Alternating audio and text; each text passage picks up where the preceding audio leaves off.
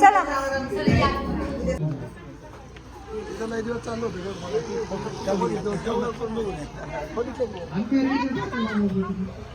या भजनी मंडळांनी एवढं प्रेम कीर्तनकारांवरती केलं की या 125 वर्षामध्ये संत श्रेष्ठ गाडगे महाराजांचं कीर्तन या ब्राह्मणगड मध्ये झालेलं आहे. त्यांच्या मुलीचं लग्न आहे नाही? हा मुलीचं.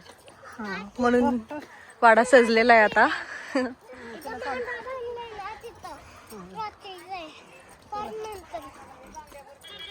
बांगड्यांचा कार्यक्रम आहे त्यांच्या घरी, घाणा बांगड्याचा.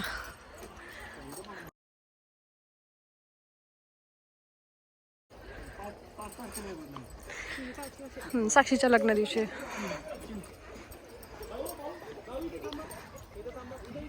घर खूप सुंदर आहे. मी तुम्हाला सगळा व्ह्यू दाखवते घराचा.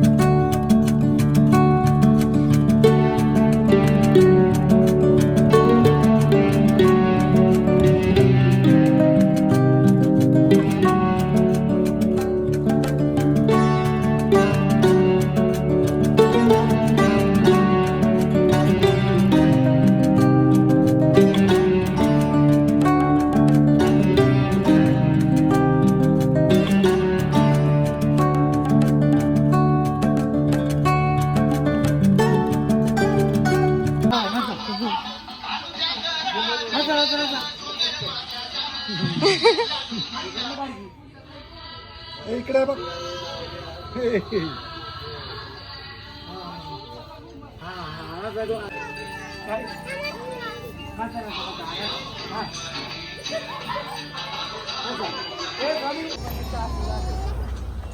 घर आणि चुकून खराब होतो ना म्हटलं काय कमी ते तिने असं झालं नुसतं खपा घालून घालून गळाटल्या कोणाचं येतो घर बांधणं आमच्या घरात जाणार मी कशी वाढत मग काय बाबा दगड दिसत आहेत ना तिला. तिकडं तिकडं गाडी आली गाडी. आई तुम्ही दुसरा हात धरा. चला दुसरा हात धरा तुम्ही.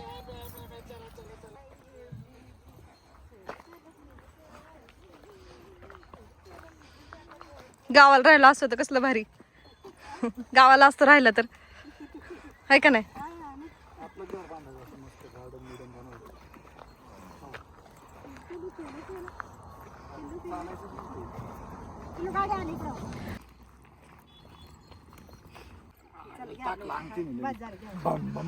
हा करा तसं हा वर वर अच्छा अच्छा अच्छा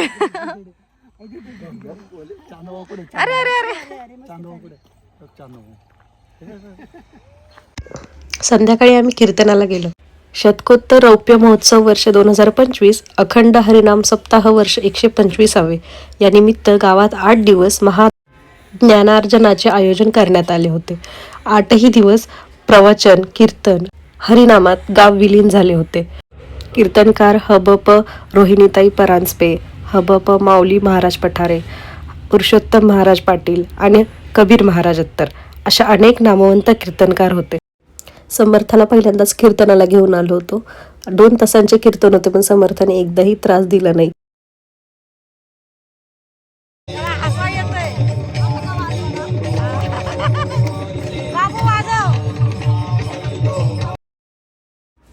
गणेश महाराज भगत यांनी ब्राह्मणघर बद्दल खूप छान माहिती सांगितली.